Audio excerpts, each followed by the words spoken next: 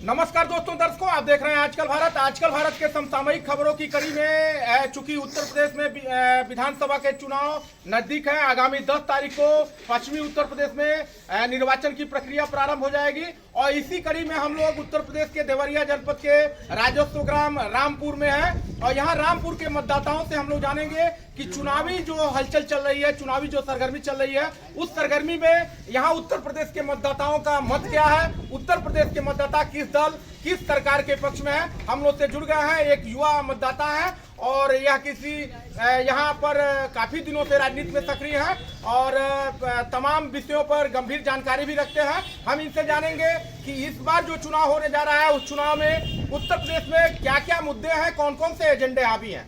स्वागत है, परिचय दीजिए। पहले नाम क्या है आपका? देखिए, मैं इंजीनियर अभिषेक तिवारी, जो कि मैं बीटेक की पढ़ाई कंप्लीट किया हूँ गाजियाबाद से और वर्तमान में मैं अपना व्यवसाय करता हूँ। सबसे पहले मैं आपके चैनल को धन्यवाद देना चाहता हूँ कि आप ऐसे पिछड़े क्षेत्र में एक सच्चाई लोगों के सामने रख रहे हैं। ये काफ़ी स्वागत योग्य कदम है। सबसे पहले मैं आपको बताना चाहता हूँ कि भारतीय जनता पार्टी की जो उत्तर प्रदेश में सरकार है, पहली ऐसी सरकार है आज़ादी के बाद से जब सबको साथ लेकर चलने का काम कर रही है, चाहे वो दलित वर्ग हो या पिछड़ा वर्ग हो या सामान्य वर्ग हो या अल्पसंख्यक वर्ग हो, सभी लोगों को एक साथ जोड़ने का काम कर रही हो। जहाँ तक शिक्षा की बात है तो भारतीय जनता पार्टी की सरकार शिक्षा के क्षेत्र में बहुत सारे काम किए हैं। अभी आपको बता दें कि विश्वविद्यालयों की स्थापना 8 नए विश्वविद्यालय उन्होंने उत्तर प्रदेश में स्थापित किए हैं। उसके साथ मेडिकल के क्षेत्र में जो इसके पहले हमें दूर दूर तक मेडिकल की पढ़ाई करने के लिए जाना होता था, आपके बगल में देवरिया में भी मेडिकल कॉलेज खुला है।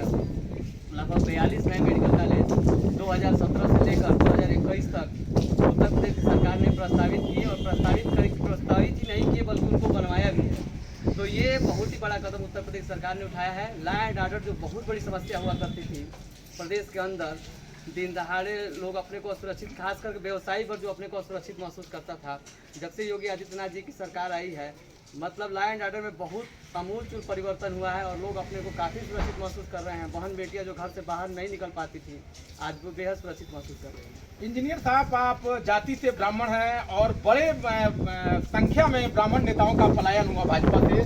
तमाम दलों के ब्राह्मण नेता समाजवादी मंच पकड़ लिए हैं और तमाम मंत्री भी इस दल को छोड़ करके समाजवादी पार्टी में गए हैं और विपक्ष लगातार हमलावर है, योगी जी पर तमाम तरह के आरोप लगा रहे हैं। तो इस बार आप कैसे कह रहे हैं कि योगी आदित्यनाथ जी ने काम किए हैं? अगर काम किए होते तो इतने बड़े पैमाने पर पलायन क्यों होता? जैसे कि मैं आपको सबसे पहले बता दूं कि जो ये अफवाह उड़ाया जा रहा है कि आज प्रदेश में ब्राह्मणों का उत्पीड़न हो रहा है या ब्राह्मणों को ही निशाना बनाया, बिल्कुल सरासर ये गलत बात है।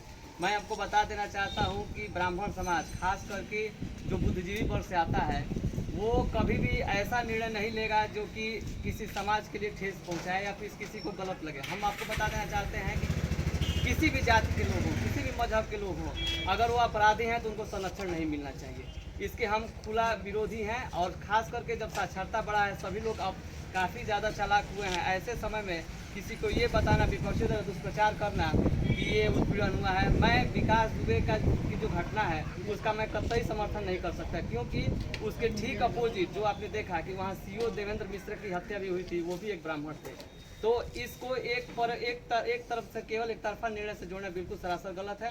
मैं इसका पक्षधर नहीं हूँ। मैं ये चाहता हूँ कि अगर उनके विपक्ष में सीओ देवेंद्र मिश्र है तो उनको भी न्याय मिलना चाहिए। उनके भी परिवार के लोग उसमें शहीद हुए थे तो उनको भी न्याय। इसके लिए मैं सरकार को धन्यवाद देना चाहता हूँ कि ऐसे जघन्य अपराधी के साथ जो घटना हुई उसके लिए हमें कोई। आप युवा हैं, कैसे क्या मान रहे हैं आप? किस मुद्दा पर चुनाव होने जा रहा है? सरकार किसकी बनने जा रही है? देखिए, हमारे समझ से जो चुनाव है फिलहाल विकास और सुरक्षा के मुख्य मुद्दा है और अभी तक जो सरकार का एजेंडा रहा है उसमें सरकार बहुत हद तक सफल भी रही है। ये जो चुनाव है ये आने वाले समय में उत्तर प्रदेश तकदीर तय करेगी और हमें पूरा विश्वास है कि ये भारतीय जनता पार्टी के पक्ष में।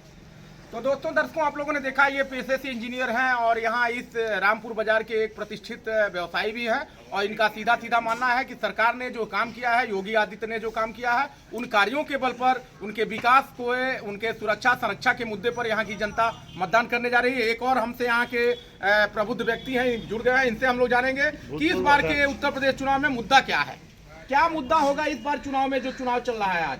इस बार जो मुद्दे होंगे, मैं भगवान जी जायसवाल व्यापार मंडल के पूर्व निर्विरोध 10 साल अध्यक्ष रह चुका हूँ।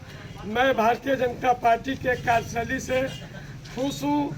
ये जो समाजवादी पार्टी में अखिलेश जी के जमाने में जो गुंडैया हो रही थी, आज योगी जी के ज़माने में सारे गुंडे जेल के अंदर हैं, सारे माफिया अंदर हैं।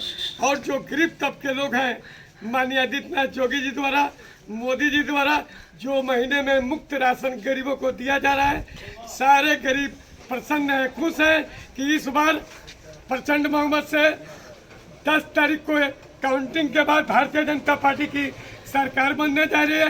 इसमें कोई ना कोई शिकवा नहीं है।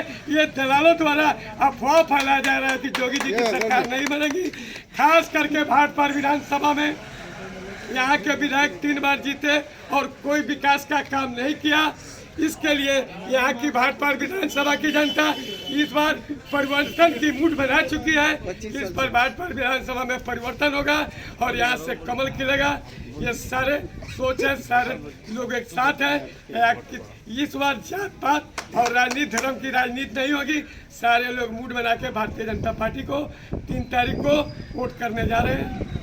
परिचय दे दीजिए। मैं भगवान जी जैसा व्यापार मंडल के पूर्व अध्यक्ष प्रताप। हम लोग से जुड़ गए हैं एक और युवा मतदाता हैं पुरुषोत्तम तिवारी जी। इनसे हम लोग जानेंगे कि जो आसन्न विधानसभा चुनाव है, इस विधानसभा चुनाव में युवाओं के बीच कौन सा मुद्दा हावी रहेगा, कौन कौन से एजेंडे पर युवा मतदान करने जा रहे हैं। स्वागत है तिवारी जी। इस बार आप लोग मतदान करेंगे तो मुद्दा आप लोगों का क्या होगा, किन मुद्दों पर आप लोग मतदान करने जा रहे हैं। कि हम मतदान करेंगे विकास के नाम पर, और यहाँ बिजली की तार बहुत जंजर हो गई है। अब जो प्रतिनिधि हैं हमारे जनप्रतिनिधि सपा के, वो बिजली के मामले में काफ़ी लचर व्यवस्था है। आए दिन कहीं ना कहीं रामपुर बाजार में फाल्ट हो जाती है।